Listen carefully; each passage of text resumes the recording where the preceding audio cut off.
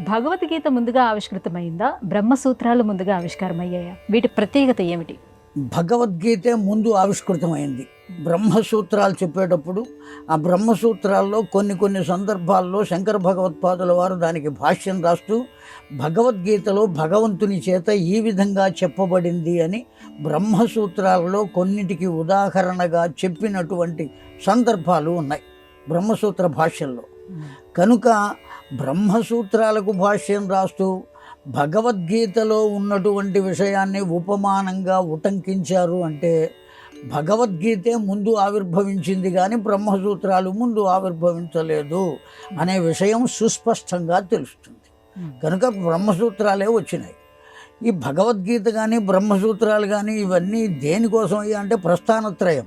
వీటి ప్రత్యేకత ఏమిటి అంటే కేవలం బ్రహ్మను చేరుకోవడానికి కావలసిన సూత్రప్రాయమైన విషయాలు ఏవైతే ఉన్నాయో అవన్నీ బ్రహ్మసూత్రాలుగా చెప్పబడినాయి. అలా వెళ్ళడానికి కావలసినటువంటి స్థితిని ఎలా పొందాలో ముందు భగవద్గీతలో ఎవరు చెప్పారు అంటే సాక్షాత్తు భగవంతుడే చెప్పాడు. తరువాత దానికి బ్రహ్మసూత్రాలు రాసింది ఎవరయ్యా అంటే వ్యాస భగవానుడు. బ్రహ్మసూత్రాలకు భాష్యం రాసిన వారు ఎవరయ్యా అంటే శంకర భగవత్పాదుల వారు.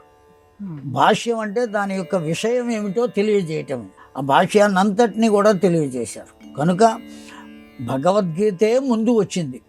ఎప్పటికీ కూడా వ్యాస భగవానుడు ఋషీశ్వరుడు. భగవద్గీత చెప్పింది ఎవరి చేత అంటే భగవంతుని చేతనే. భగవంతుడే ముందు వాడు కనుక భగవంతుడు చెప్పింది ముందు వచ్చింది, తరువాత ఋషీశ్వరులు చెప్పింది వచ్చింది.